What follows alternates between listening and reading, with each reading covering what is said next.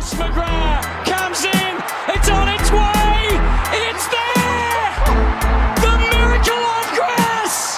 Owen with a kick to full forward, Cloak, not quite, Blair, Collingwood, back in front. The seed, he delays the give, Franklin, this is Buddy Franklin! This is the greatest showman! Poor fans can't bear to watch. They led by 28 points at one stage, but the perfect storm has erupted. Oh, who else? McDonald.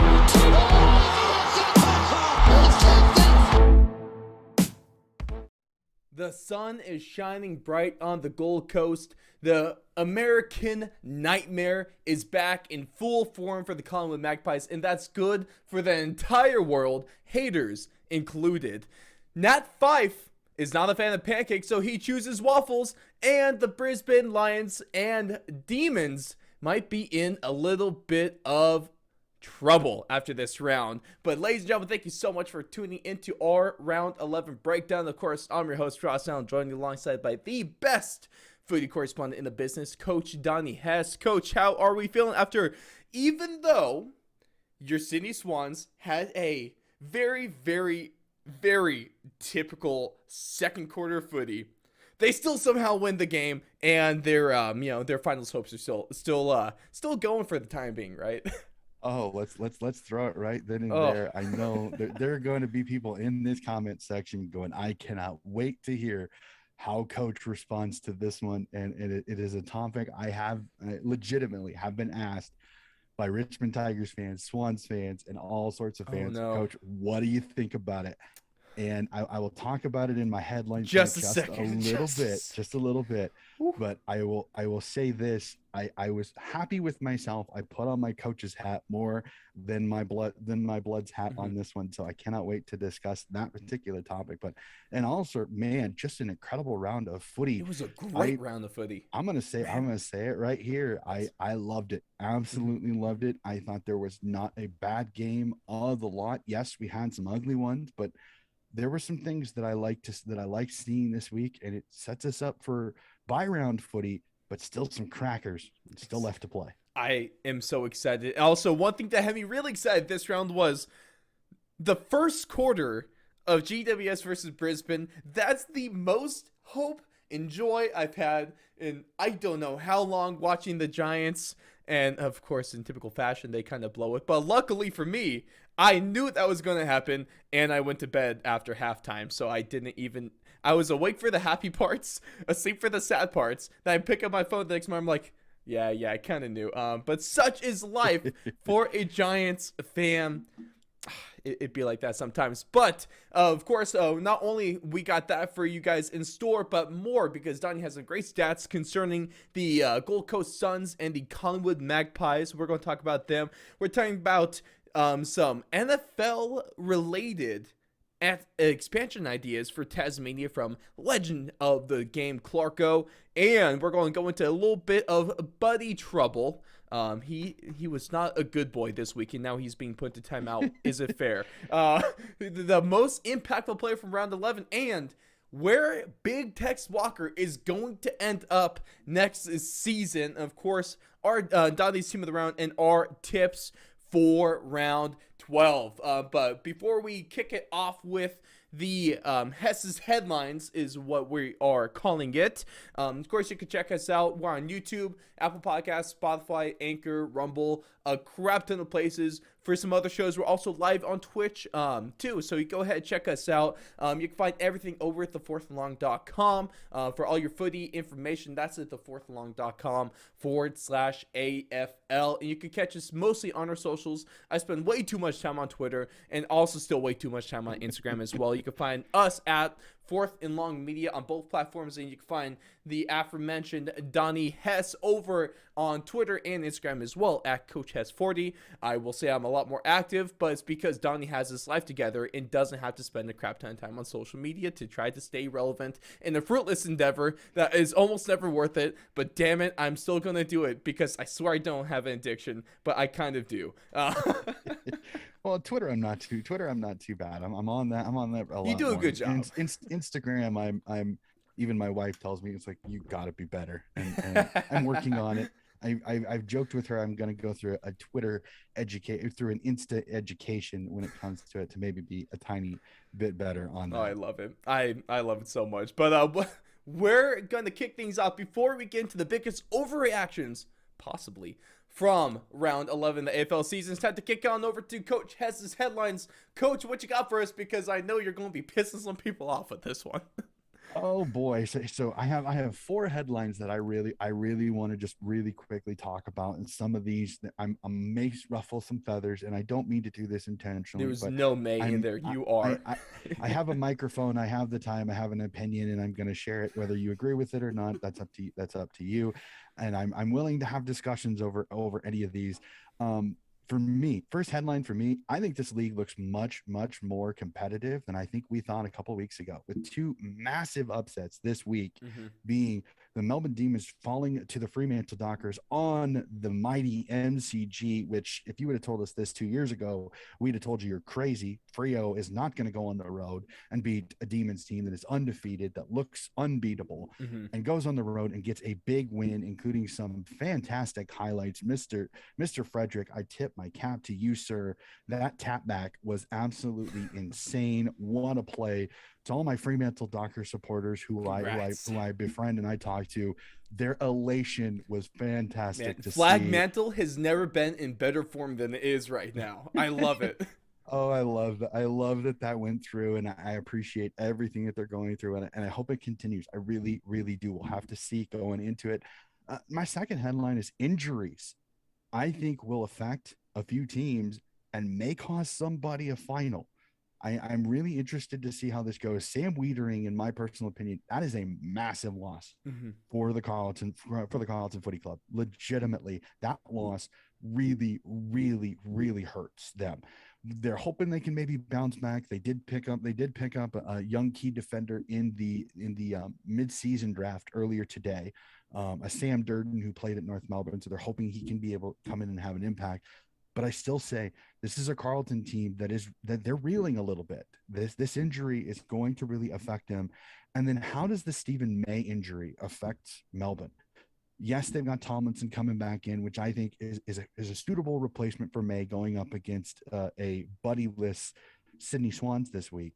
But legitimately, Melbourne is a little bit weakened by this. But I'm also going to put this out here. I stated this a couple of weeks ago. Is this a loss that Melbourne needed to focus this team for the finals? Keep that particular quote earmarked, because if I'm a Melbourne fan, I don't mind this loss. I don't mind getting this group focused, because were they starting to look and get that into their heads that this is the best team in the league, they can win it all, there isn't much of a challenger. Fremantle and Brisbane are slipping on the way to the finals, and you're playing well. So will this be a focuser for this very good D's team, who again I still don't think have played their best footy? And even better for the D's as well. One thing I will say is that it's not like they lost to Freo playing their best game of footy. They didn't look great out there. Easily their worst performance of the season. So they could let me move up a headline really quickly. Ooh. These fans, I'm sorry, I'm going to say this. I think Coach Goodman needs to be held accountable. Petrarca should not have played. I know that's going to ruffle some feathers. Petrarca's a great player. He had 10 disposals. What's his average? His average is 28.5. That is ridiculously bad. What was his meters gained? His meters gained was 183 in the game, and he averages almost 550. Safe to say he wasn't playing his typical levels. Can we say that? And I understand this, and this is one of those where it's like you gotta have, and I'm gonna say the cojones to be able to look Petrarca and go, "Hey, dude, you're not feeling well. Sit." We've got guys that'll come in. It's a long season. We've got a bye round coming up. Take the day off. I think we'll be okay. I think we'll be fine. It doesn't matter if we lose. We've still got a game. We've still got a game ahead of second place in the league. I don't understand why you do that. Legitimately, this one baffles me a little bit. I'm broaching a subject nobody's talking about, which I find it kind of interesting that nobody talked about it. But Melbourne's playing really well. You can't question a winning coach, I guess, but I'm going to question him here. I think he really, yes, he loses May, but Petrarca was not himself. You're down 2 guys, not just one. You're down 2. Petrarca's on the field, but he's a body. He's not Petrarca. So why not let a rookie, at least, why not let a younger player come in and play that position? I don't know. So I'm going to question the Coach Goodman there, just the Coach Goody there, just the tiniest bit on that. Again, Petrarca is a great player. I understand guys who played with the flu and had great games, but I'm one of those. Why do it? Why risk it? It's just really not there. And then we'll talk about it. The elephant in the room. Everybody. I got this from a couple people. I have several people on Twitter. Tigers fans, Swans fans, neutrals. Coach, what is your thought? What did you think of the 50-meter penalty not called at the end of the game that seen the Swans get the 6-point win over the Richmond Tigers? I stated this a couple of times, and I mean it. No matter what way they would have called it, I would have been okay with it. Even if Richmond would have kicked a goal and got a draw out of it, I would have been okay with it, because I think this is one of those where the umpires make a decision and stay with it. Do I hear the arguments both ways? I 100%, Richmond fans, I 100% agree with you. Warner kicked it out. It's considered a time wasting. So yes, I understand why you have a legitimate gripe that should have been a 50-meter penalty. Is it called during the first, second, and third quarters? Yes, it is. But here's the one thing many of them don't talk about. How can you time waste if the game is technically over? So that's one argument there. Okay. But then I've also heard this, and this is me kind of flipping over to, and again, this is mainly Swans people that have made this argument, but I've heard some neutrals even say this, is that technically, even if they didn't pay it, they would have had to reverse it, because Dusty Martin, Jack Rewell, and Liam Baker all at one time looked at the umpire and raised their hands in a dissent motion. 150, which right again, there. we can let's not open that can of worms that the umpiring has again found its way into the discussion that it's really good doing that. So many people are talking about, and I'll address that in just a tiny second. But I'm okay with the call, not because the Swans won, but because it was thought about before they made a decision together as an umpiring crew. Matt Stevick made the free kick call. Okay. He's 100 meters away from the football. Do I think he probably saw everything perfectly? Maybe. It's somewhat the right call, but I think it's a little bit of a dodgy call. It's kind of like the reason why I don't mind Sam Walsh's high tackle in the end of the Collingwood-Carlton game wasn't called either. It's an iffy. It's a 50-50. I don't like those calls being called. I want it stone cold, obvious free kick. Yep. That's why I don't like the free kick. So it kind of works out in the end. Then my other thing is the screenshot. So many Swans fans, I saw a point that technically Prestia hits Warner in the jaw after the hold. So it's kind of one of those where it's kind of a 50-50. So again, Richmond fans, if you would have got the 50 and Prestia would have got the shot 30 meters out, I would have said it's the right call. And I say the same thing because it wasn't called a 50 and Prestia had to kick it from damn near the interchange benches. There is no wrong call in this situation because there is not perfect. I stated this before, Mike. I'm tired of the umpire whinging. And I know you're the American. You don't. Here's the thing. I've done umpiring, and many of the umpires I talk to, there is so much gray in the laws because it all depends on how you think it is, how the umpire thinks it is. We have to stop looking at these umpires and going, well, I think it's this. Well, as soon as you say think, that instantly negates your argument because that's what you think. The umpire may not see it the same way that you see it. We need to stop telling people that are in an imperfect job to be perfect because it's not going to happen. Okay. You have to just accept this is not going to be perfect. It's not going to happen. I don't whinge about the umpiring. Anybody that watches my Twitters, you will never see me go, the umpire screwed us. No, you will never see that. Why? Because I've done his job. I've done umpiring for my local places here. I've heard the whining. I've heard the complaining. I know exactly what they go through. I'm not going to do that. I base my assessments and how I see off of the play. Did Richmond deserve to win that, get a chance to kick that? Maybe they might have. But then the other argument is you lost a 31-point lead. 31-point lead. I think that's probably the biggest argument we could go with here. Maybe a don't blow 31-point lead. Maybe.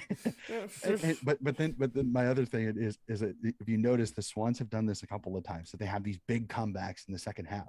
So you almost want to go is do you throw the Swans off by not getting a big lead, because it seems to focus them and make them a better footy team. So you have to not take the lead in the second quarter for playing the Swans. Is that correct? For some people that may be it's a very interesting take.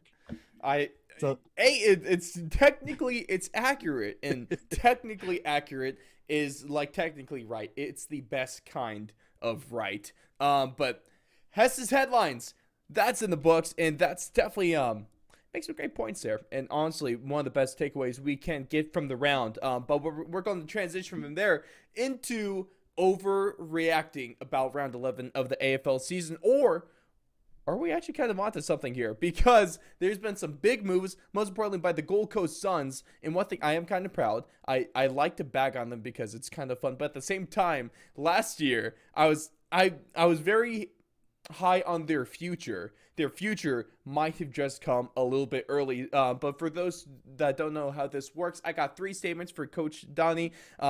They are possible overreactions. So it's up to Coach to determine if they are in fact an overreaction or if there's actually some truth to them. Statement number 1, we're going to start off this round, is that the Gold Coast Suns can just be booked for the finals right now. Oh, the way the question is phrased, I will say overreaction, but if we adjust it just the tiniest bit, then I won't say it. Are the Swans legitimately in the flag, in a contention to make the finals? I don't think that's an overreaction. I legitimately, looking at their schedule, looking at the way they're playing, it is hard for me not to say the Suns have a shot. Do they have like the second easiest schedule remaining? Well, I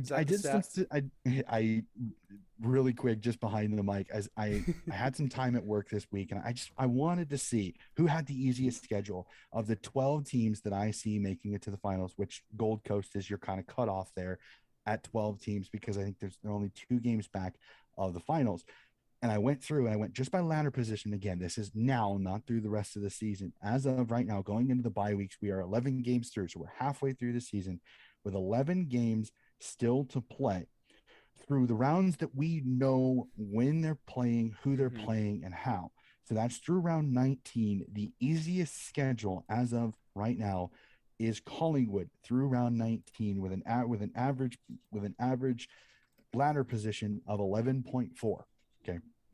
Gold Coast is next, also at 11.4. But here's the thing that I look at it with this. Collingwood has more teams in the bottom 6 than Gold Coast does. But Gold Coast does have in the final 4 games both North Melbourne and West Coast, including a matchup with North Melbourne in round 23. So if that's almost a guaranteed 4 points against the Roos, if the Suns are close, we could be looking at a final day with the Suns potentially having the shot of sneaking into the finals. So just a tiny bit of change in language there. And I will say, this is not an overreaction. The Suns are legitimately in the hunt to make the finals this year. And how cool would that be to see the Suns in September action? Man, that would have to make the AFL so damn happy to see their project actually, get put into the finals. Almost like how their one of their other projects, GWS, almost winning the final, or almost winning the grand final. But let's not talk about that horrible game. There's no need to go into it. I am so ready, Donnie, to hop on the bandwagon of the Suns making the finals and being a finals team, because the scary thing is, even if they just make it into the 8th spot, I don't think this in like for like all their games is going to transition to the finals. This is not a fun team to play against, especially if they catch a hot streak late on to the season. They not only have the potential to make the finals, depending on their form late in the season, they actually have a potential to win the final game.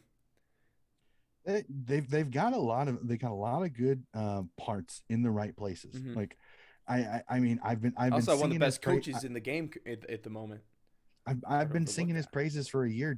I think Jared Witz's loss last year was the biggest effect to Gold Coast than any player on their team, because you could tell Jared Witz is healthy, he's playing well, and look at them dominate some of the center clearances when he plays. He is such a good ruckman.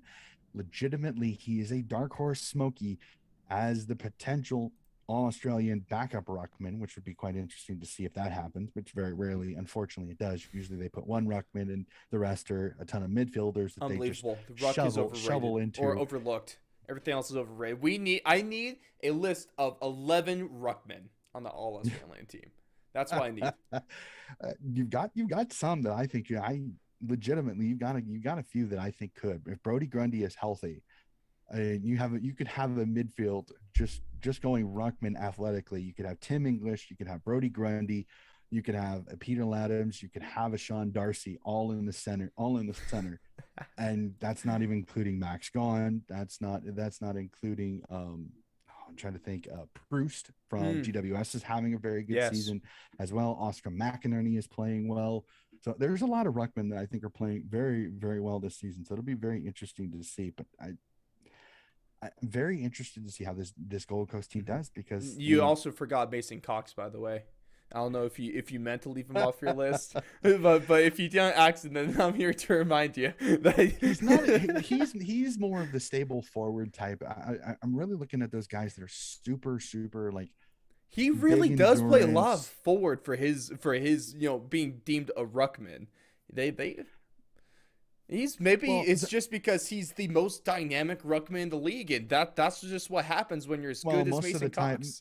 Most of the time when he was playing with Brody Grundy, and all due respect to Mason Cox, Grundy gets around the field a lot better than Mason does. I mean, Mason, the string bean that is Mason Cox, I love him, but he doesn't have the running power. Look at that. It's not about power, Diane. It's about that stride length. Look at that, just bounding across the. It's a giraffe, and it's beautiful. I'll tell a funny story. I don't know if you watched this, but I think it was last year, the year before. Sydney was playing Collingwood, and Dane Rampy was guarding Collingwood. And if you listen very closely, after Dane Rampy gives away a free kick, and you hear on the umpire mic, he goes, "No wonder I pushed him in the back. He's like a baby deer. He falls over with one touch." Like, legitimately heard that through the mic. I had to laugh a little bit. I had to laugh a little bit at that. I mean, it was an almighty spray on the American hero there, but he's just, I don't know. Mason is more that forward type of ruckman. He's the resting ruckman type of one. I haven't seen him be that guy that gets up and down the ground as effectively as a Brody Grundy. And Darcy Cameron had a heck of a game against Carlton. They look great. Exactly. I was pretty happy with seeing the return, like the real return of Coxzilla for the first time in maybe since his finals appearance, right?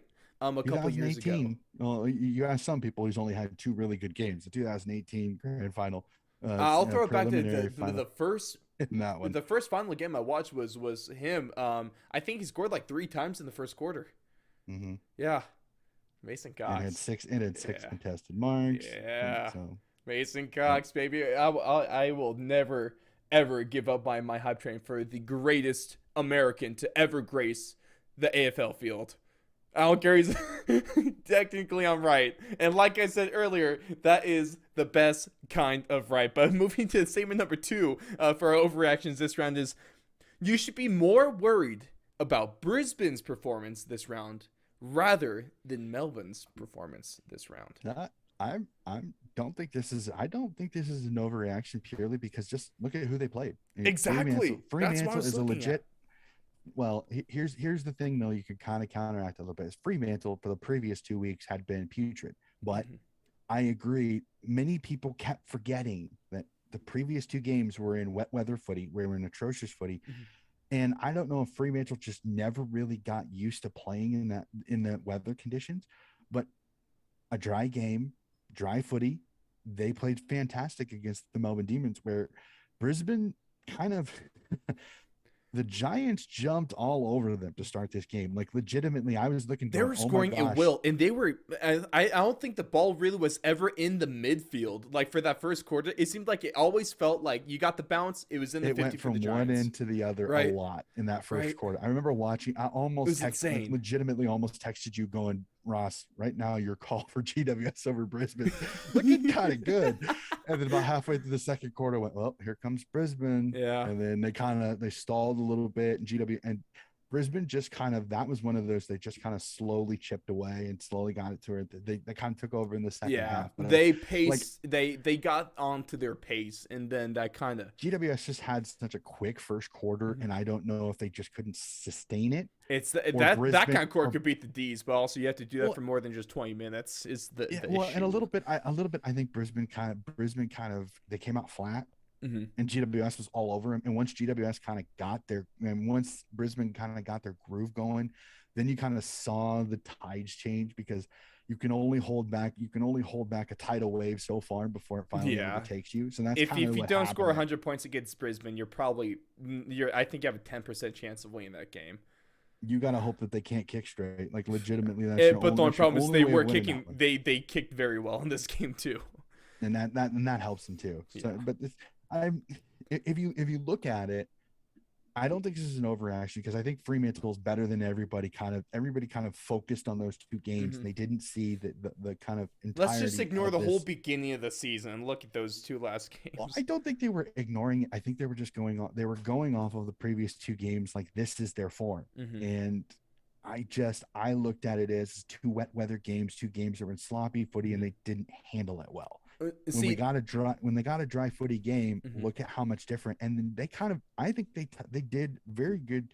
Longmuir did a really good job in this one, in that he kind of took the mosquito fleet. He outsped that back line of Melbourne. They just could not handle that speed and pressure in this game. That's not something they're used to. I mean, they faced Richmond, but Richmond, again, I don't think they are the mosquito fleet that they used to be.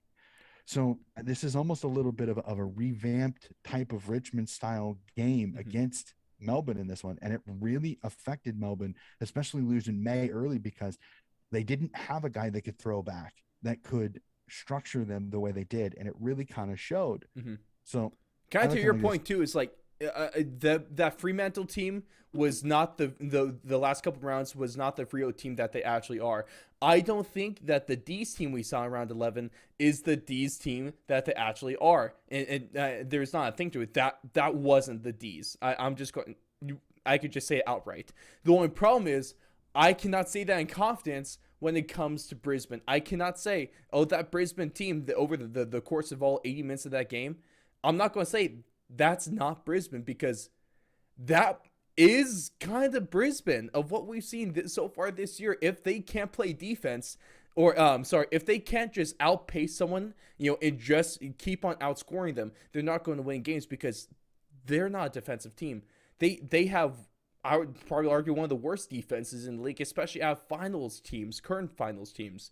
So that's a big issue. When you're getting outpaced for a good chunk of the game against a bottom 5 team, that's not a good sign. Yeah, it was not a good start, and that it just shows you that I think there's more parity in the league than I think everybody kind of focuses on. Well, the bottom has so many points. Well, here's the thing: Hawthorn played really, really well at the start of the season. Essendon has their moments, but if you really look at it, if you take Essendon, West Coast, and North off, the other teams that are down there at the bottom, they're still competitive. They're still going to give you a test. Hawthorn's going to test you. GWS is going to test you. Adelaide is going to test you. Those 3 other teams in the bottom 6, they're no step over. If they get you on the right day, you're in trouble. So I hate pointing to that bottom 6 and going, well, this is the reason why the finals, it's not going to be very entertaining, because we know. Well, no, we don't, because Adelaide, GWS, and Hawthorn, don't sleep on them. If you come down to these last 8 rounds, after we get through the buys, and we get another 9 rounds of footy. Keep an eye out on Hawthorn, GWS, and Adelaide. Those 3 teams could potentially make or break a finals berth just by 1 game. Because if you drop a game to one of those teams, especially with several of these teams playing each other over the last 8 rounds of the season, it's going to get entertaining. This ladder, as much as it looks like it's pretty settled, except for maybe 10th and 11th and 12th, potentially somebody jumping in, I think there's still some jumping around. It would not shock me if a couple of teams, potentially 2, if not 3 teams, are really sweating that last round of the year. Carlton is one. I think the Western Bulldogs and Richmond, who are all in that little area, are all kind of in this little interesting time period. Sydney even as well. I'll say it. Sydney is vulnerable because of the fact that they've lost so many games going into it. And honestly, even I'll raise my hand, I'm not super confident in this game against Melbourne. Yes, Melbourne is without May, but it's not a game that you can sit here and go, I'm super confident Sydney's going to win. If I said that, I'd be lying to you. Better hope Petrarca gets another flu. Oh, man. And I like it because I know for damn sure that GWS will not be competing for a final spot. But if they could kick someone out of the finals, like in the last couple of games, maybe even the Western Bulldogs, to help that rivalry keep going, oh, that would make me smile and definitely laugh a little bit. But going back to what we were talking about the last point, statement number 3, Collingwood is the biggest flag threat of any non-top 8 team currently. Because so around them, if you want to take a look at the letter, it's Richmond at 9 at 24 points, Collingwood at 10 at 24 points, and then 11 and 12 is Port Adelaide and Gold Coast at 20. The Port Adelaide has about 4 percentage points on the Suns, and Richmond has about 15 percentage points on the Magpies. I look at it like this: is so the four teams outside. Who's the biggest flag contender outside of the 8? Going off that question, it's tough because honestly, I think the biggest flag contender is actually in the 8. Just looking at this, but if I stay the structure of your question, Collingwood, no, I think that's an overreaction. Honestly, it's Richmond, because Richmond has a nice run of winnable games, shall we say winnable games. We'll put that asterisk there. Also, because those percentage points compared to the rest of the non-top 8 teams are very high. Well, and I think Richmond's going to benefit from yes, there was a tight game against Sydney, but I don't think they lose very much in it. It's not like they had injuries. It's not like they played horribly. They actually played quite a good game. They just they caught a Sydney side caught fire at the right time. They struggled, started getting a little inaccurate, and it burned them. So outside of the top 10, I'd say Richmond. Collingwood, I don't like that they don't have a consistent ruckman. Like Cameron and Cox will work. It will work. But how will it work against Gawn? How will it work against Darcy? How will it work against Oscar McInerney? How will it work against Rowan Marshall and Paddy Ryder? The top four teams all have very good, very solid ruckmen, or ruckman 2 with Jackson and Gawn, and then Ryder and Rowan Marshall for the St. Kilda Saints. That's my question. I really want to know, can Grundy get back before the finals, and can he get back to Grundy of old? If he can, then Collingwood's a threat, because Collingwood's pressure is really good. Ginnivan can kick goals. Myercheck can kick goals. Cox, when he's in, can kick goals. Cameron can kick goals when he goes forward. Grundy can. Adams can. Steele Sidebottom is having a pretty darn good season for a guy that I think a lot of people wanted to throw in the scrap heap for Collingwood. Scott Pendlebury, though he's went back, he's been in and out of the midfield and has actually done really, really well for his positioning. And I think if Darcy Moore can play a little bit more consistently as that solid number 1 defender, Collingwood's got the pieces to do it. The question is they need Grundy back, and can Grundy get back to his normal? If he does, then yes, they're a legitimate threat. If they get in, they're going to test some teams for sure. But I would say overreaction right now, because they don't have Grundy, and I'm not confident on Cameron and Cox being able to withstand the top level ruckman in the 8 for an entire final series. That's a fair statement right there. It's almost like he's to Collingwood like, Buddy Franklin is to the Sydney Swans. If he's not in playing his game, then it's kind of a different. Let's not go there, dude. like legitimately, let me throw my red glasses on here. Let's get them I don't think Sydney as buddy centric as everybody wants them to be. It's the thing is that when he's on, they do.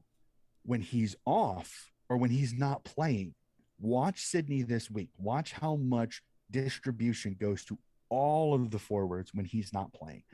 Because I look at it like this. When you see a Buddy Franklin and you know what Buddy Franklin can do, it's hard not to give him the ball, especially when he gives you the stare, which is fun. Watch. You ever get a chance, watch some of the old games and watch when he doesn't get it. He gives the death stare better than any player I've ever seen. Oh, imagine being a rookie that fails to get him the ball. Exactly. So I don't think they're as buddy centric as everybody makes them out to be. Have they been buddy centric the last couple of rounds? Yes, but Buddy's playing pretty darn well, so it's hard not to. He's only kicking 5. Well, and I like I said, I looked at the Essendon game.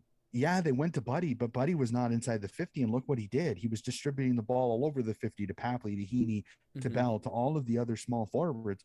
So it's not like it's a bad thing. It's not like he's in the full forward position and he's the only option they have. They've got Hayward, they've got Heaney, they've got Wicks, they've got Papley, they've got some weapons that will work. The issue is that it's hard to deny he's not a target because 6'4", 215, he's hard not to see. So I just don't like that everybody's like, Buddy's gone, it's going to ruin the Swans. Watch this week. There may even be a little bit more clean in the front center because they're not focused on Buddy. They're going to have their eyes going to multiple different targets. That's I don't like to pull my red glasses off, put my coach's hat back on. I just don't think they're as body centric as so many people want. They think they are. And I like again, maybe that's my red glasses a little bit, but I just don't think it's that bad. I think it's a little overblown. Fair enough.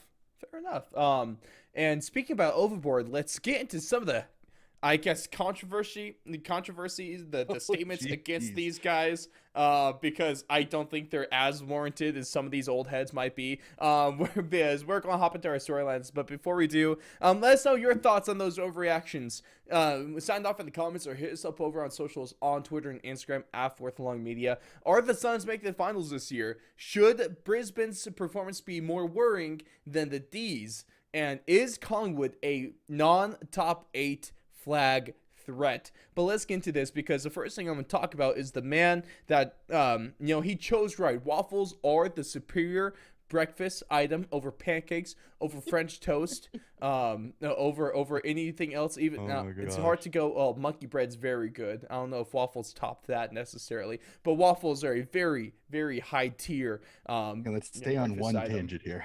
No, Donnie, how do you think?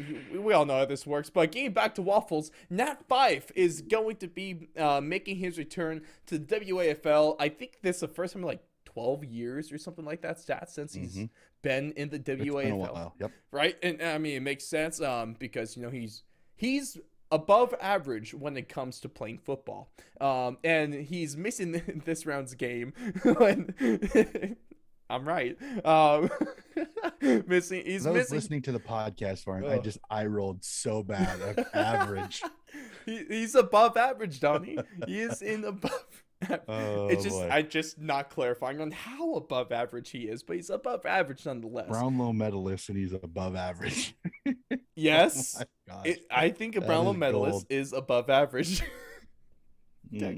Technically right, Donnie. Technically right. Wide berth on that one. Wide berth. Oh, I love it. But there's a little bit of pushback against this. So obviously he's making his return this week and will not be playing against a pivotal finals kind of contention game against Brisbane. In fact, though, it was Nat's idea to get a game back in the WAFL before making his official return to Freo, coming off of his shoulder and back surgery. But Wayne Carey was not a fan of this by any means. The AFL legend said that Brisbane should be thanking their lucky stars after Freo announced a, quote, absolutely ridiculous comeback plan for Nat Fife. And he kind of just goes on to say that I can't believe it. I honestly can't. Playing a game in the WAFL, Nat Fife, I'd be parking him forward, quote, in the AFL. I know we've said this. They're going well. I get it. I think it's absolutely ridiculous. You do not put Nat Fife in the WAFL. He also goes on to suggest that maybe they put him in full forward for 70% of the game. And kind of going on to that. Is this kind of take warranted towards Freo? Is Freo doing the right thing? Is Nat Fife making the right choice? Or is this kind of going to bite them in the butt when it comes to not only this round, but in finals contention as a whole? All right. So a little bit of education. Do you know Wayne Carey's nickname? No, you're going to fill me in on that one. All right. Wayne Carey's nickname is the Duck, and he, for some people, is considered to be the greatest footballer to ever live. Now, again, I don't like that term. I think that term is antiquated. It's all when you watch, so on and so forth. Yeah. Do I understand what Wayne Carey is saying? Yes. Do I understand him completely? Understand that. He's a superstar. He's an absolutely fantastic superstar. But I'm going to go back to my headlines. What did I say with Petrarca? I said, sit him if he's sick, right? Right? For me, this is one of those. I'm going to disagree. I'm going to disagree with him purely on this. He has not played in a while. He needs a run to see action that is not a 2 versus 3 game where he's playing one of the best teams in the league and all he can do is play forward. He's not going to be as effective as a forward because, as we saw last year, he's got the yips when it comes to in front of the goals.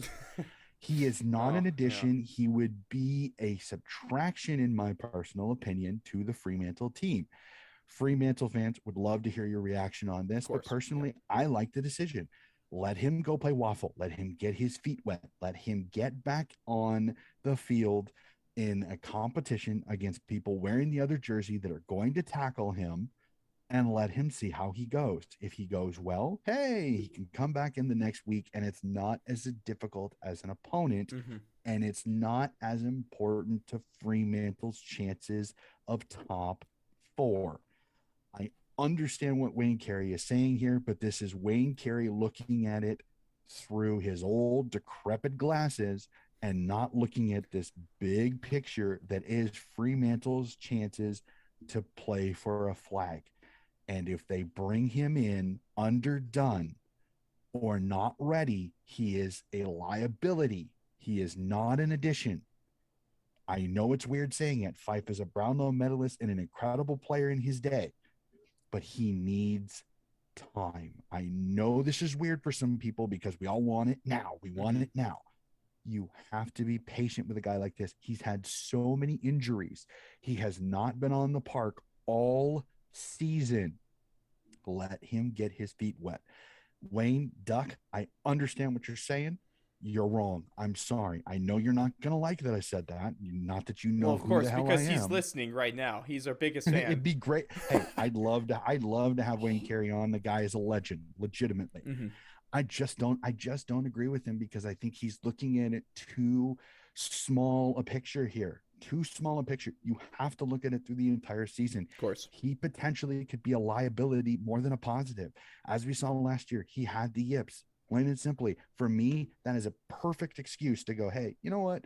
Let's play in the waffle this week. Let's get you. And the fact that that's where he wants to play. That's one of the biggest points here, man. I'm going to trust the player in this situation. He knows his body. He's an educated player too. He's not, like you were saying earlier, the great term, he's not just a meathead. Nat Fife totally understands his situation. He's the captain of this team for a reason. Well, for multiple reasons, but this is a reason. I trust him on this. I trust him. 100%. Trust your players. This is one of the opposite times that you do listen to your player. It's not the player's got a concussion. He wants to go back. Oh, good coach. That's when you ignore him. He's fully in his faculties. He knows what he's talking about. I'm gonna trust him in this situation. Plus, with the high that is that win over Melbourne, how do you change anybody? how do you change point. that? Like, I don't bring on a Fife in this situation, because who do you take off? Because you take off somebody that potentially had a really good game against Melbourne and has a ton of confidence, and then you proverbially pop their balloon just to get a superstar back. I just don't understand that thought process. Maybe it's my coaching background. I look at it much more in a three-dimensional, more than a tiny scale that maybe Wayne carries. He's thinking of ticket sales. He's thinking of getting the superstar back on the field.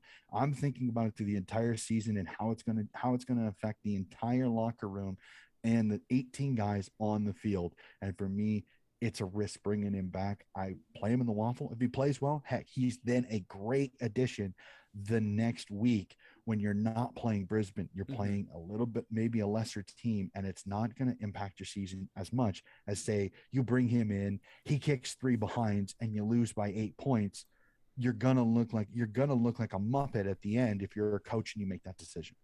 I'm totally on board with that one. I think that no matter what, Frio's going to make the right choice here, and they shouldn't regret it no matter what happens come round 12 action. But going from one legend to another, let's take on over to what Alistair Clarkson has to say when it comes to proposing a radical private equity model inspired by none other than the Green Bay Packers. Look at us, Australia, Americans truly making a difference in your sport, not only on the field with the greatest American player ever, Mason Cox, but off the field with one of the greatest NFL franchises of all time, the Green Bay Packers. Let me go into this one a little bit more.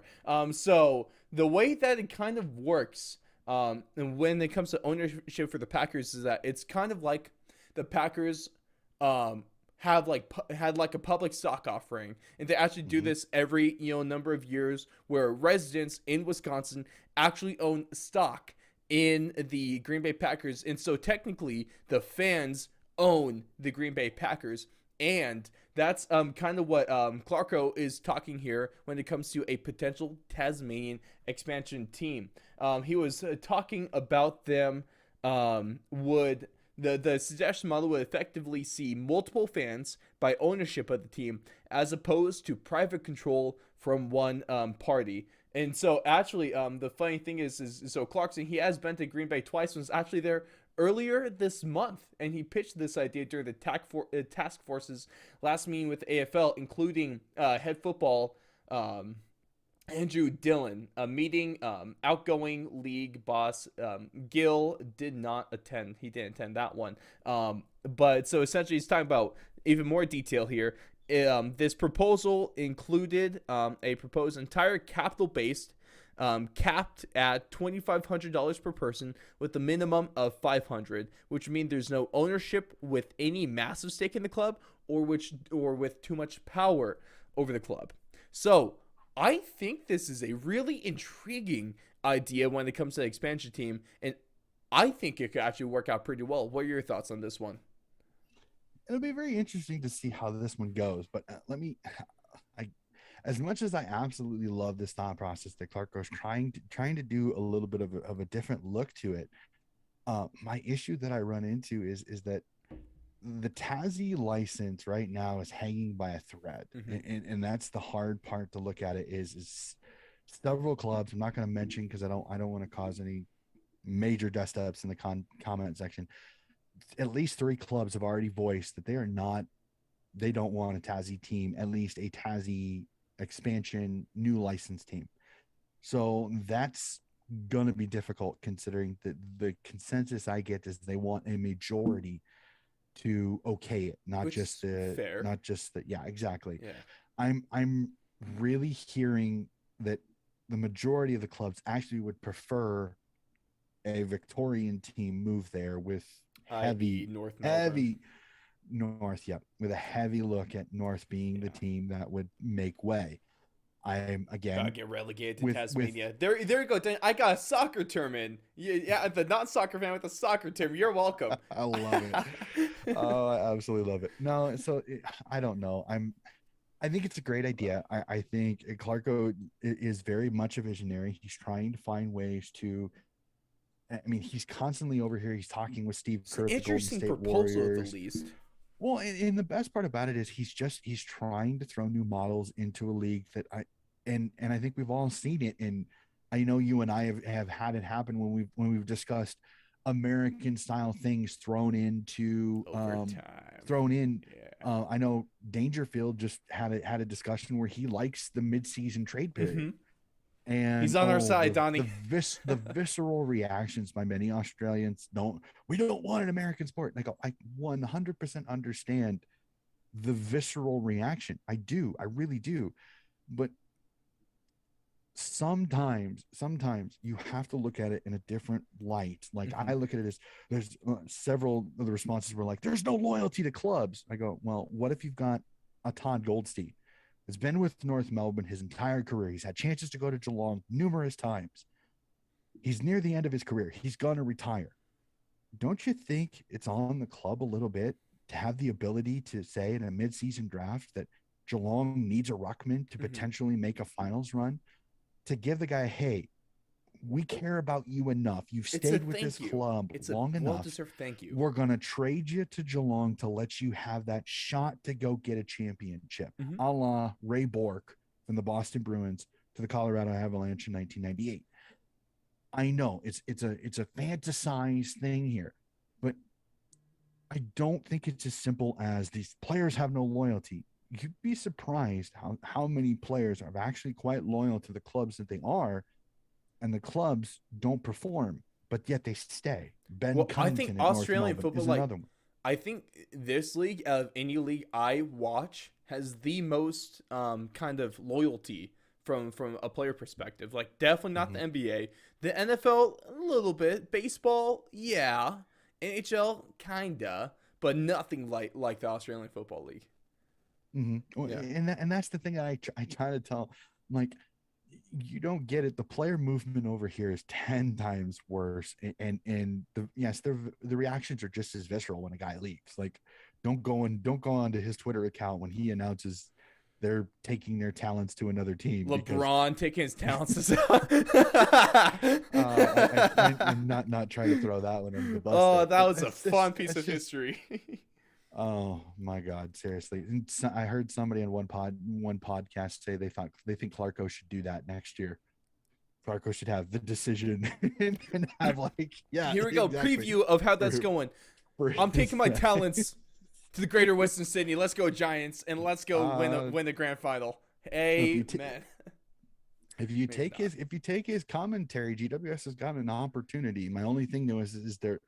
He says he wants to go to a team that potentially could win a flag quickly. His GWS's list and that opportunity, we'll have to see. I think they are a little bit. It just kind of depends. Let's not go there. But he's giving me hope, and that's exactly all I need right now from the Giants. Like I said, I love what Clarko's doing. I think it's a fantastic way to put in a style that might actually be just a little bit different, but it's still a lot like the membership. It's just got a little bit more connection to it than I think some people think it is. So I don't think it's as bad an idea. Like I said, I'm just hoping that the Tasmanian thing gets figured out, because like I said, if they add a 19th license, they're gonna have to get a 20th. And I'm hearing more and more chatter that the heavy consensus is they don't want to give a 19th license. The 19th license is going to be fought over more than just moving north to Tassie or having North play more games in Tassie completely. Like that's, I think, is kind of the biggest thing that I keep hearing. That could be a good neutral ground. Yes and no. Hawthorn might be a little ticked because I know both Hawthorn and Melbourne have had contracts with the Tassie government to play games at Launceston and at Hobart, and both go down there a lot. So I can understand why Hawthorn may be a little more miffed about it, just because it's some money out of the club, because they don't have that, hey, let's go down, play at UTAS Stadium 4 times a year. So I think that's kind of it there. So yeah, that's a great point right there. We'll love to hear your guys' thoughts on this one. Should some good old gridiron rules make their way? I guess not rules, but tactic.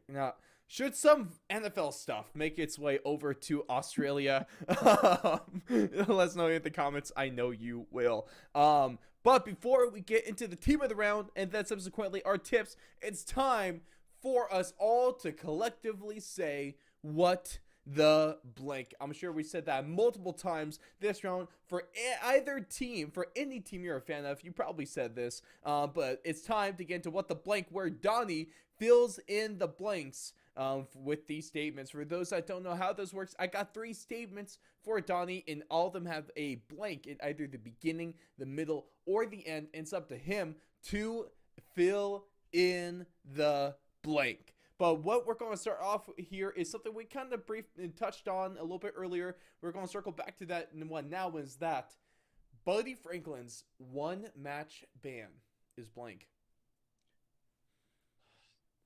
Justified. And I know everybody's going to like, what? Coach, what are you talking about? Fight Club. I love that quote.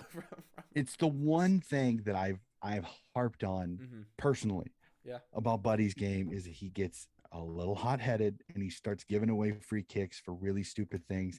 He had a free kick 30 meters in front of goal. He could have buried, but he was so worried about getting Contention out of his grill that he got him high. Now, is this a little bit of Franklin's 6'4", Contention's 5'10", where his arm is and where Contention's head is a little too close together? Maybe, I don't know.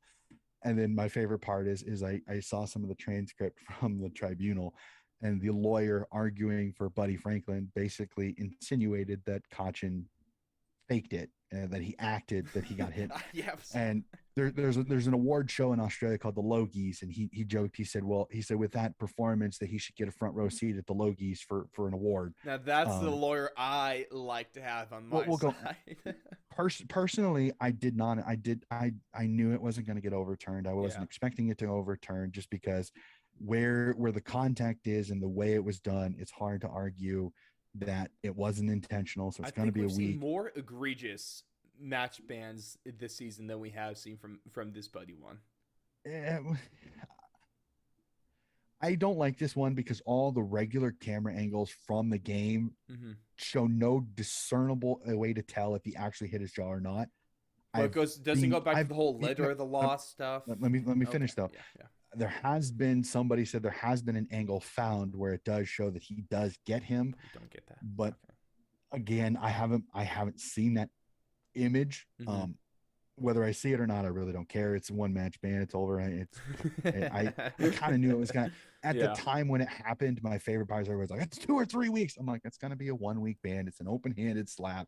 He didn't, there's no way he meant to hit him in the head. Buddy does this all the time. He gets to jumper slapping guys where he just open hand palm chest guys so many times and gives away free kicks and irks the crap out of him.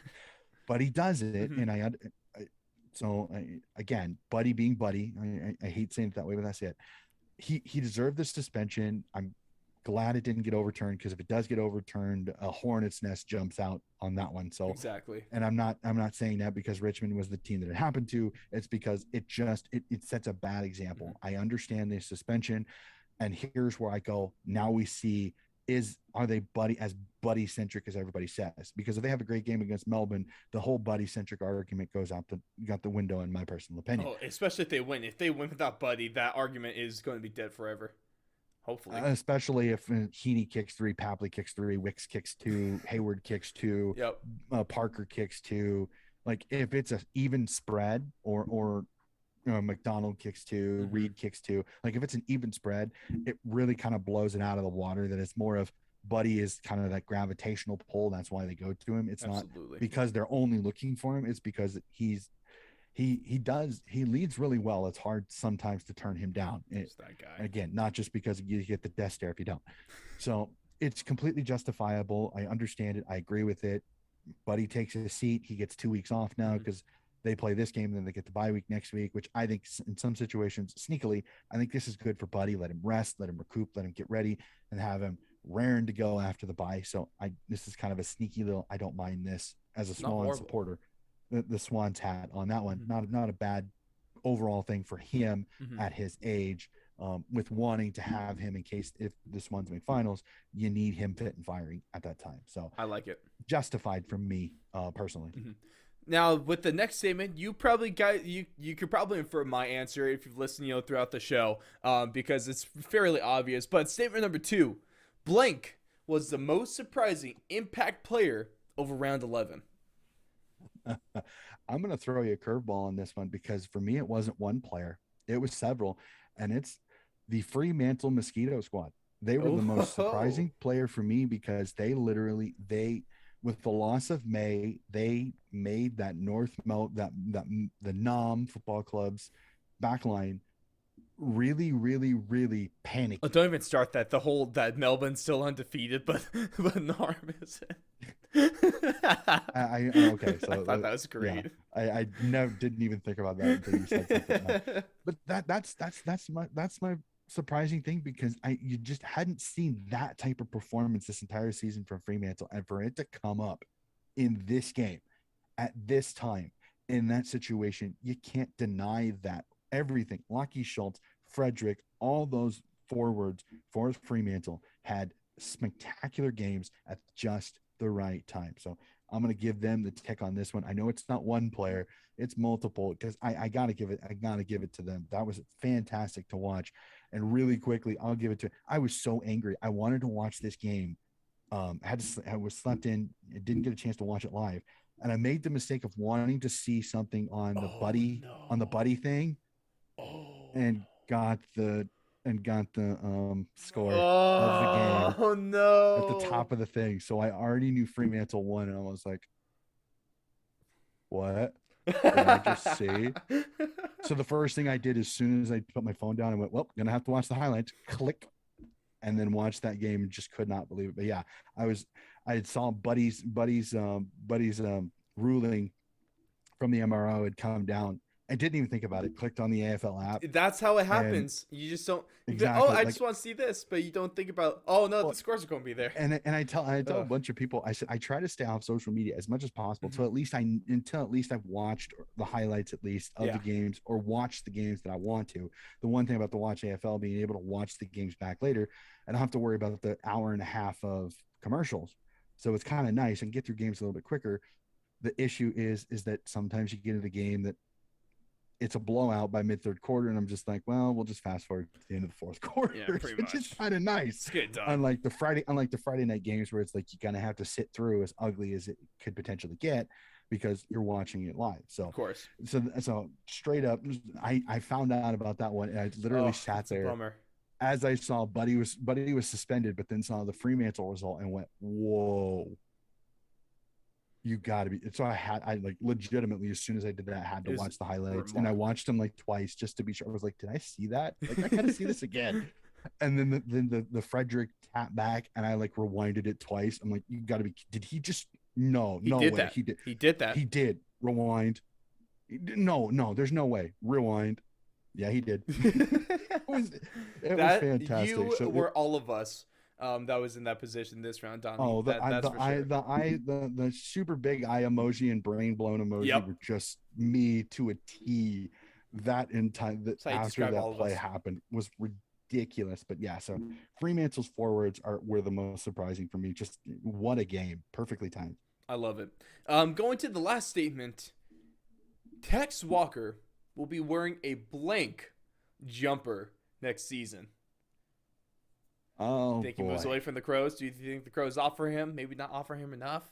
It's going to be if they don't get an extension this season. This might be the biggest storyline going into the offseason.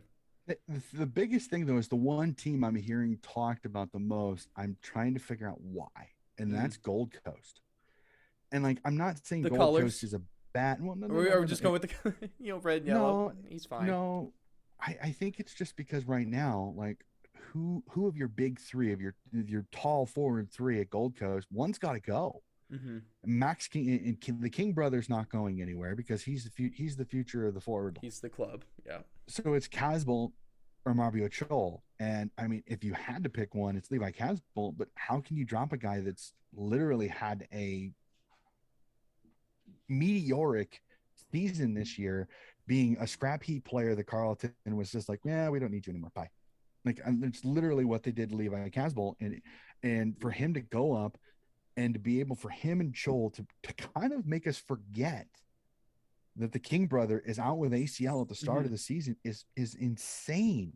Like, how much did everybody talk about when I think it's Max. I can never remember which king is where. I'm gonna remember it one of these times. So I'll pull up St. Kilda. Was it Ben King?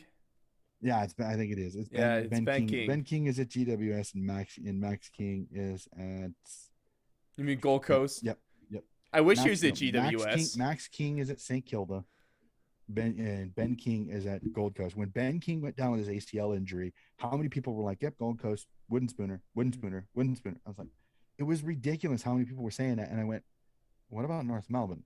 Like, I remember saying that. Like, I don't think Gold Coast is going to be the wooden spoon because they still had much. They lose a forward. They have a good list. You could well. That's that. They have good pieces on that list. Is that a better statement? Well, I've agreed with some. There's talent there. Do they have the grunt? Because that was the thing that everybody kind of bashed GWS. GWS for the longest time was they had tons of talent, but they had no grunts. And when you don't have any grunts, sometimes superstar talented kids don't work hard enough because they're not taught to. Like, that's the issue. Gold Coast has got some grunts, like legitimately some really good grunt players. And now they're getting these superstars playing better. And when you get diamonds in the rough, like Joel Jeffries has been a phenomenal pickup for the Gold Coast Suns, not just because he kicks 5 miraculous goals against the Western Bulldogs. I mean, he kicks another insane snap from the boundary and gets a goal out of it. And you could tell he was like, oh my gosh, I just did that. So, like, Gold Coast legitimately has a great list. Cannot wait for that. So I don't see if he fits there, but that's the club everybody's talking about. I think he stays in Adelaide. I think he's got loyalty to there. Adelaide's been really, really good to him. I think he wants to be there. I think he wants to be part of the kind of revamping of this Crows team. It's, do the Crows see the same thing? If the Crows don't, then Tex finds himself in another place. But if the Crows see his impact, which he has been quite impactful since he's come back from his suspension, it's hard to deny that he's not a linchpin for this team going forward from it. I think he stays a Crow, honestly. But it's because I don't see the connection at Gold Coast unless Levi Casbolt gets the ass, which, I mean, would kind of suck considering he's kind of saved Gold Coast from being a wooden spoon potential team, because him and Joel have been the greatest replacements for Ben King. Hard to deny that. Absolutely. I think Adelaide would be dumb to not extend Tex Walker and to keep him there, because, I mean, really, take a look at the bright spots you have in Adelaide. What you got not a whole lot else besides him. I think if you're really... The only response back to that is they do have young up-and-coming forwards. Billy Frampton's there. They still have Himmelberg. But you need a mix between young and veteran.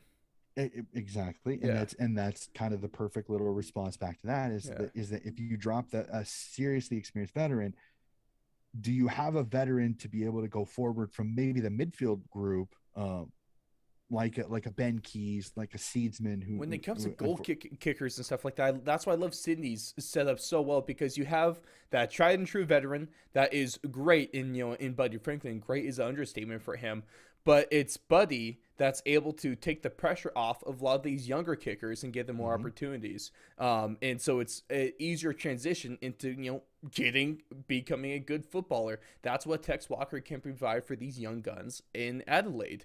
Because if you take away from him, that's that much more pressure on those young guys have to succeed, which can... I'm not saying that I totally limit, say that, some guys really do thrive under pressure and can become a better player for that.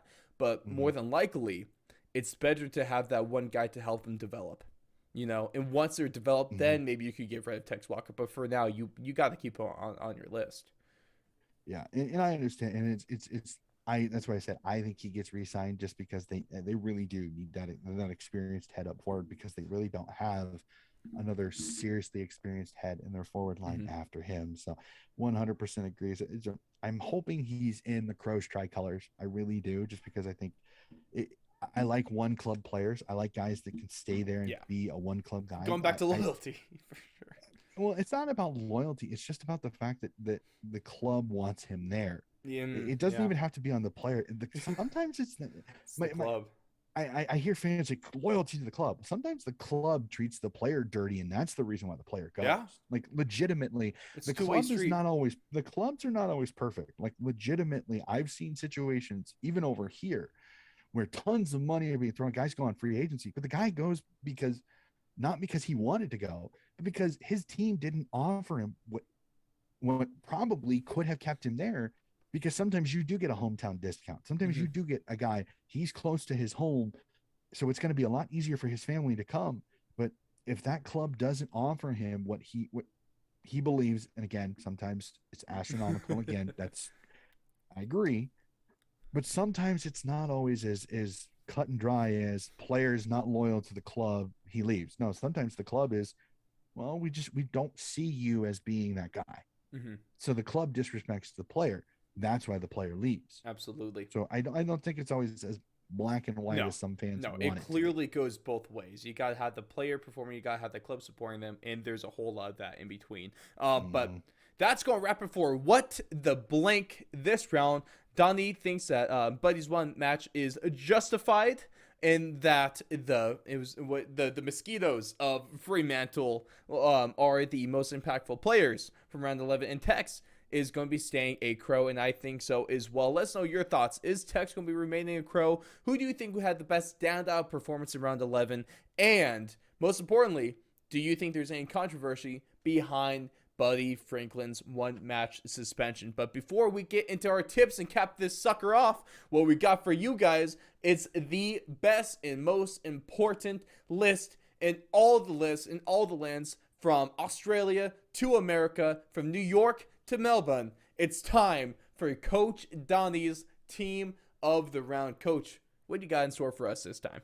All right. Again, we'll go with really quickly, just a real quick mention of each of the players and kind of why they're in really quickly. We always start on defenders because defense wins championships. Yes, we start with Tommy Stewart of Geelong. Again, just having an incredible season.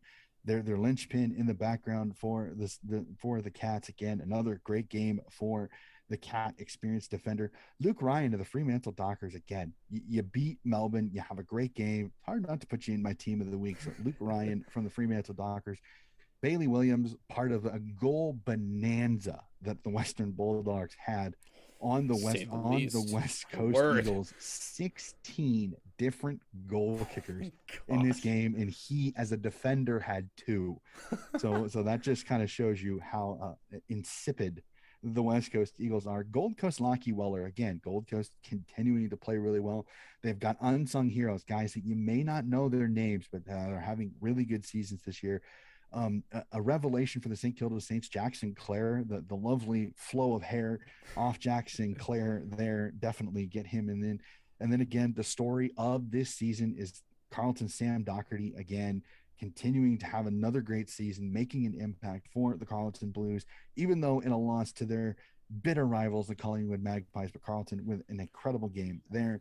We jump to the ruck. I mentioned him earlier. He's continuing to play well, and that's Norris Todd Goldstein. Another great game by the North Melbourne ruckman, playing his off on a team that has just not playing well.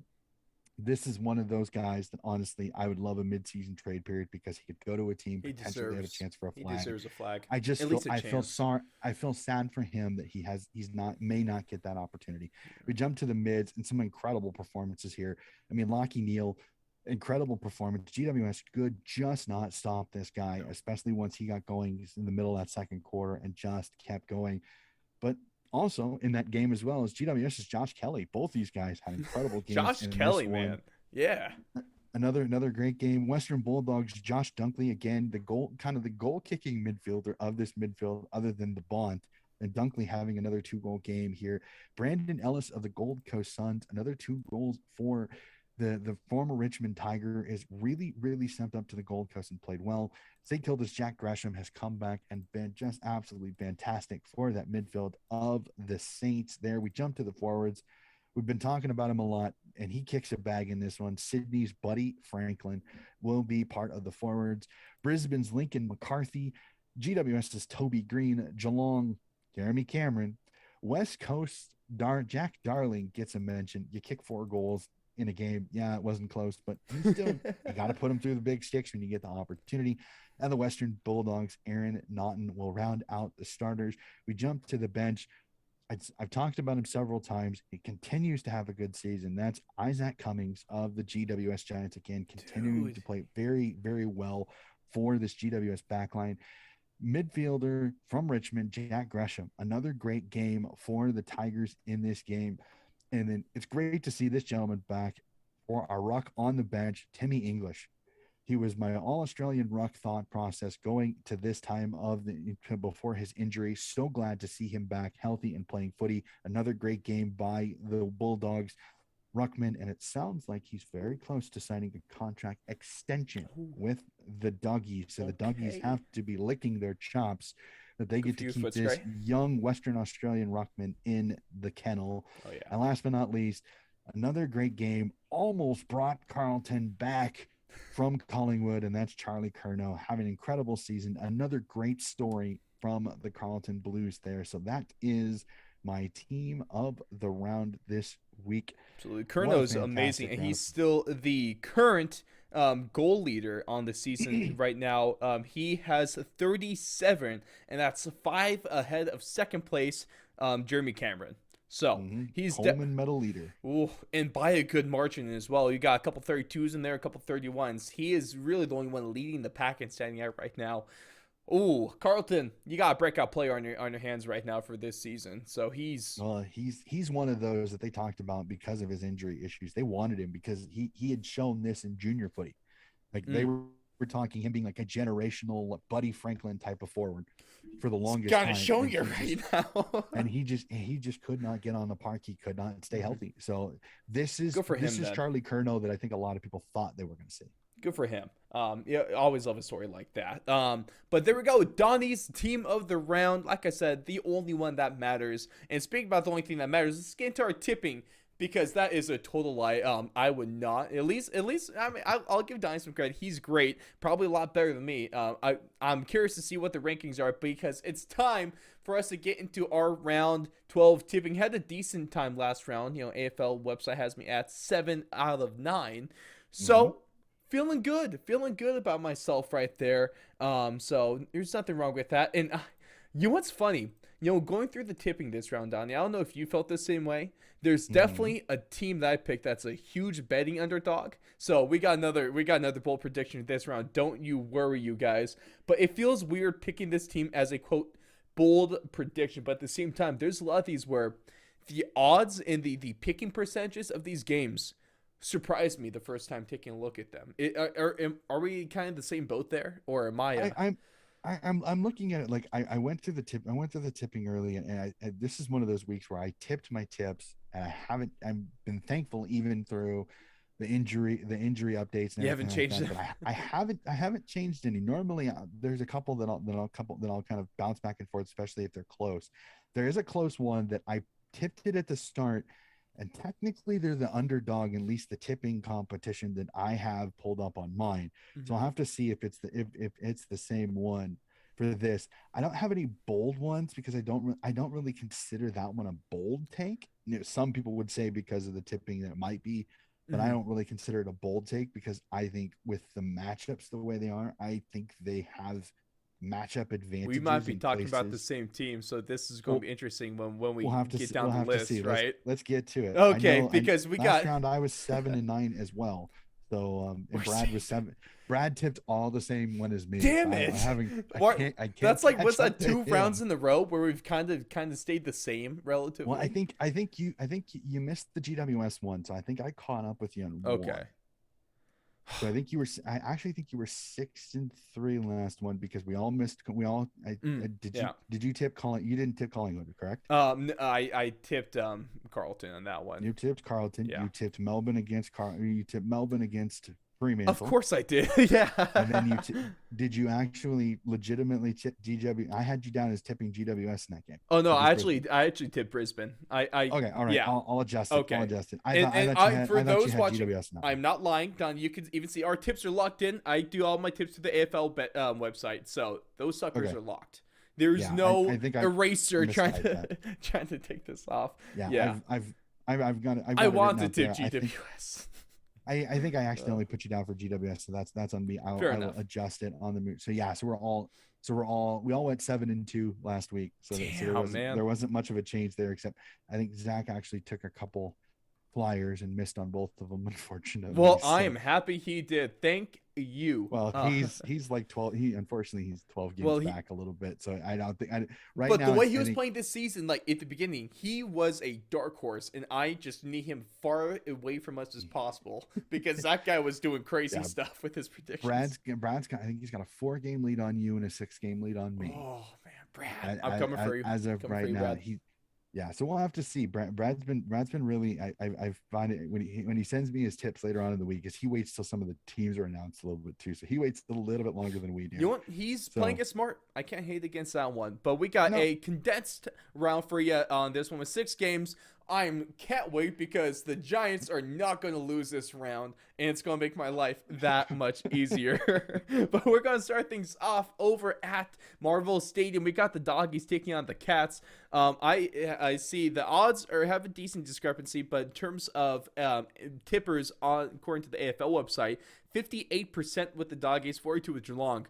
I am going. I'm going with Geelong on this one, just because there's a lot of merit. I am not surprised that 58% of people are going with the Doggies, but I'm going with the team that's been there longer this year. Now here's where we have some fun. Ooh. So I go through ESPN's footy tip apps. Okay. This is I'm in a couple competitions there, so I usually check that. Mm-hmm. In their tipping competition, it is 52% Geelong. 48% Western Bulldogs. I love the discrepancies. So it is actually a little bit flipped and a little bit closer. I have the Doggies. I've tipped the Doggies in this one, and here's why. The ruck advantage for the Doggies is really going to show itself because Geelong has not figured out who they want as their ruck. Blitzons has been playing great in the ruck, but the problem is when they take him out of the ruck, then he can't play number 1 defender on the best forward. So it leaves Geelong's defense a little bit exposed when he does play ruck. When Reece Stanley plays ruck, the issue that they run into is then Geelong gets second to the footy because Reece Stanley is not going to beat Darcy. He's not going to beat Gawn. He's not going to beat most of the really good ruckmen because he's a little bit undersized. He maybe is a little more mobile than some of them, but he's not going to win the ruck tap. So Geelong is always second to the footy. English is playing really, really well. I think English will win the ruck taps in this, and I think English is just as athletic and mobile. I think he's going to run Reece Stanley all over the field, and if they put blitz-ons on him, it's only going to open up Waitman and Naughton and all these forwards for the Doggies and that incredibly crazy midfield. I just think the Doggies are just a little too strong for the Cats. And the fact that it's at Marvel Stadium, which the Doggies play Marvel very, very well. So I'm going to tip the Doggies in this one. Technically, it's an upset. And this is what I mean by upset. Well, I guess if you want to go off the odds, the actual odds makers, the betting lines, it's still Geelong is the upset. So we'll see. They're 208. The Doggies are at 175. Super close game, though. With the next one, it's not that I am tipping for Adelaide, I'm just tipping against West Coast once again, and I'm going with Adelaide in this one. I don't have high hopes for this game. This is another one of those few that you open the app, you look at the game, and you go click. You don't even have to think about it. You don't have to put any thought process into it. I don't like the Eagles mojo. Now, the only thing I'm going to say here, and this is the only thing that made me think a little bit later after I clicked it, is that nobody's expecting the Eagles to, and the Crows are so damn inconsistent. You just don't know what Crows team you're going to get. They could be putrid one game and then be fantastic in another. If you're going to bet on any game this round, I'd say bet on this one with $1.11 for Adelaide and $6.70 for the Eagles. This is the 90%er that's the most this is the most likely one in my personal opinion. Absolutely. The most likely one you could see an upset. I know at least in my tipping thing I have here, Sydney is only has 6%, 94-6. Yep, I have that too. It's a possibility, but I'd still probably think West Coast is a little bit more likely to go into Adelaide and nip the Crows because the Crows take them for granted than Melbourne coming off a loss taking Sydney lightly. So Exactly. So I'm going to tip Adelaide in this one. I'm with you on this one, but I'm almost kind of wanting to watch this one. This was a 10:45 first balance here. I'm going to watch it. It's at 10 o'clock. I'm watching it. I'm strangely intrigued, but the thing though is I'll probably go to bed since Sydney plays at 4:25 that morning. So I probably will go to bed and catch the highlights later. I'm going to at least watch a little bit of this because I'm very curious. Strangely intrigued by this game. The next game, it's not nearly as close to me. Gold Coast and North Melbourne. No, Gold Coast all the way. 97% tippers on the AFL website, and I agree with them wholeheartedly. This is the one matchup that I think Wits is going to get tested a little bit because Todd Goldstein and Jerry will test him. They will definitely test him for sure. I just think the mojo, the way Gold Coast is playing, Casbolt, Joel Jeffries are absolutely dynamic up front. I don't think the Roos have enough defensive structure to be able to stop those three. And especially if Tuke Miller, Matty Rowell, and that midfield get going, it can be a freight train a little bit on them. So I'm going to tip the Suns in this one. But I think this one's going to be fun to watch, the Wits Goldstein ruck battle. I think it's going to be a fantastic watch just between those two. Now here we go. The next game is one I'm looking forward to the most this round, and that is Melbourne and the Sydney Swans. And this is where my bold prediction comes into play for this round. The Sydney Swans seeing 6% of tipsters' choices. There's the odds are they're 420 to $1.23 for the Melbourne D's. I'm going with the buddyless Sydney Swans against the D's. The D's go to win 17 in a row. They lose 2 in a row now. And the Bloods are looking better than ever. I am a diehard Swans fan, but this is a hard sell for me. This is a very hard sell for me because I would have almost preferred Fremantle lose for me to feel more confident in Sydney winning this one. I know what you mean. The Buddy loss again. I'm seeing some people like, oh my God, Buddy's gone.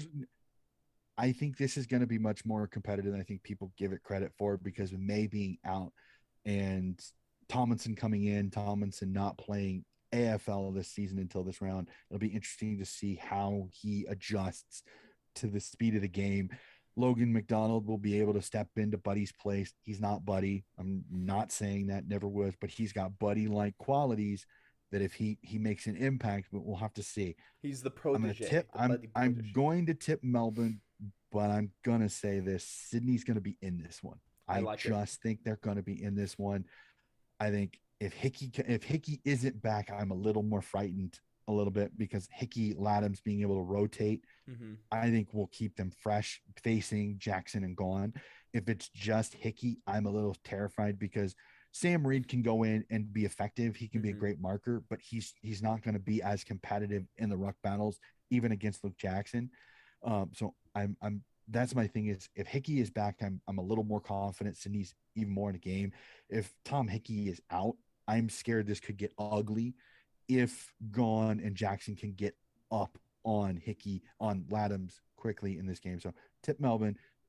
I'm going to be barracking for Sydney. Yes, Sydney fans. I can tip against them. I'm not tip against them, but root for them. That's the way. As I joke, it's a win. It's almost a win-win. Some situations. Sydney wins. I'm super happy. Yes, I missed the tip, but I'm super happy. Sydney wins. If I get the tip right, well, I get the tip right. Obviously, one is better than the other, but it's better to have one good thing instead of 0 good things. Sydney's gonna give it a crack. I'm gonna tell you this right now. They're gonna give it a crack. They're older. Sure. They're a little bit more experienced now. So I'm looking at it like that is that I really think that's definitely going to be something that'll happen. So I like it. This next game is one that is probably one of the harder ones for me to tip this round, and that's Hawthorn and Collingwood. It's not hard for a lot of the people out here to tip because 75% of them are riding with Collingwood, a hefty margin in this one. I think this is going to be a really close game. I do have the Magpies, but I could easily see Hawthorn winning this one if I'm being honest. I'm going to tip the Pies in this one just because the fact I still don't know if Max Lynch is back in this one. So, and Cameron and Cox being able to be at the forward line, I think will be able to kind of mitigate that, even if Max Lynch is back there, because I think it's much more of an advantage. So we'll definitely have to see how that goes. But definitely one of those where I'm going to tip Collingwood in this one, just because Hawthorne's just been so darn inconsistent that that's what scares me about this tip, though, is because I could easily see Hawthorne just having their good game. Just have a hard time seeing Hawthorne finding a way to be able to know what you mean there. But with this last one that we have for the round is one of the biggest ones we're talking about after round 11, the events coming from round 11, and that is going to be taking place at Optus Stadium. We got the Fremantle Dockers, Brisbane Lions. Finals implications are on the line in this one. 64% of tippers are going with the Freo Dockers. They are the favorites, and because they are in Optus and not the GABA, that's why I like this. That's why I like Freo. I'm with you on this one. I tipped Freo. I kind of went into this one going, I hate tipping a tip because of where they're playing, but Optus Stadium has become a fortress for the West Coast teams, especially West Coast for the previous years. But this year it's Fremantle. It's hard to go out west and get a win. I'm on the flip side, it would have been hard to pick against Brisbane if they were in the GABA. You know, I 100% agree, and especially considering you have Queensland, which is much more which is more tropical, which made you might get a dew, especially considering this is it's a late afternoon game, so it should be as dewy, but a little bit of wet, and Fremantle for some weird reason they blow up. So it's quite interesting. So from what I heard, I talked to a friend of mine who said they're already looking at the forecast out in on Western Australia, and I guess it's supposed to be just fine. There's going to be no rain, good. So the Fremantle, the Purple Army is quite happy about that. So I'm going to tip Fremantle as well in this one. But I think Brisbane, this is gonna be game of the round. My personal opinion, this is going to be absolute game of the round. I think this comes down late. This is going to be a tough one. Who takes Lachie Neale? Can somebody take Lachie Neale out of the game? And if they can, then does Brayshaw, Sarong, and that fleet-footed midfield and the fleet-footed forwards, do they just have a field day? Do we see how that goes? And then how does Brisbane's forward line handle this? I mean, Jeremy Cameron and all those guys, how do they respond? Do they have to come further up the field to help the defense get the ball out?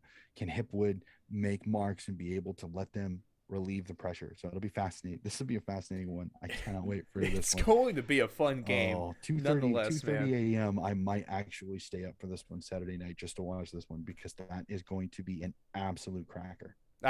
This is going to be a fun game right here. This is going to be a really fun one. I'm super excited for this. And for this round in general, we've got a few good games here, but those are 6 tips for round 12 of the AFL season, getting into the bye rounds, and it's definitely not slowing up, though, in terms of the quality and competition that we are going to be seeing. But with that being said, that is going to wrap it for us on our round 11 breakdown show. I just threw my pen, and it's back now. I'm doing too much of the hand motions, right? I think it's just, I'm just going to like chuck it across my room, which I just did actually. Okay, but that's going to do it for us. Thank you so much for tuning in. A lot of fun, a lot of really good stuff we went over. Some Americanization, if you want to so call it, taking place on this one. Hopefully you don't get too mad. Some great takes when it comes to 2 really surprised teams that can make a hell of an impact on the finals stage. But of course, you can catch us over on Twitch with some other shows. We're at Fourth Long Media there. YouTube, Spotify, Apple Podcasts, Anchor, anywhere you catch podcasts and YouTube videos, we are there. And also hit us up on our social medias at Fourth Long Media. You can find us on Twitter and Instagram there. And you can find Coach Donnie over at Coach Has 40 on both platforms as well. But with that being said, Coach, your thoughts. Ooh, let's see here. Your thoughts on. Dang, I really normally am better at this one. I'm kind of drawing a pad. Right? It's so bad. But don't give away my secrets. Your thoughts on long sleeve jumpers in one word or phrase. unique. It definitely it throws you off the first time. He's like, if you're so used to seeing the 1970s basketball uniforms, then you see a long sleeve jumper, you're like, whoa, it's kind of a mind, you know what. I think they're cool. Honestly, I think they're really, really cool. I'm surprised, especially with it being winter down there, that more players don't. I would never do it. It goes back to offensive line rules. Never wear long sleeves. It could be snowing, 0 degrees out. You never wear long sleeves. That's just what you do when you're a fat man. I know I know that's the running joke when I watch Iowa games. Like, you notice the Iowa offensive line, none of them wear sleeves. You don't. It could be 4 degrees in Iowa It City. could be negative 10 degrees. You don't wear sleeves. Don't do it. You can't do it. Not as an offensive lineman. No, it's unique. It's unique. I like it. It's kind of cool. I'm surprised. I wonder if any supporters would ever buy them if they like legitimately offered long sleeve jumpers. I'd be fascinated to see. Especially the ones with the stripes, like with Geelong, close wears the long sleeves, and the stripes down the arms are quite interesting. I think they're kind of a good look. You know, I don't think it's a bad one. I do prefer, you know, it's always the tank tops as the offense line. It's you gotta show off the guns a little bit, you know. But well, when you do what do they call it, the double cobra, or is just the cobra? The gun show. There's the mercy cobra. The mercy cobra is the one in the back of the head. Yeah, that's the one. You know, I'm doing my best here with the lingo. We're getting better, ladies and gentlemen. Thank you so much for sticking in until the end, and we'll see all of you after what seems to be a fantastic round of footy. Catch you in the next one.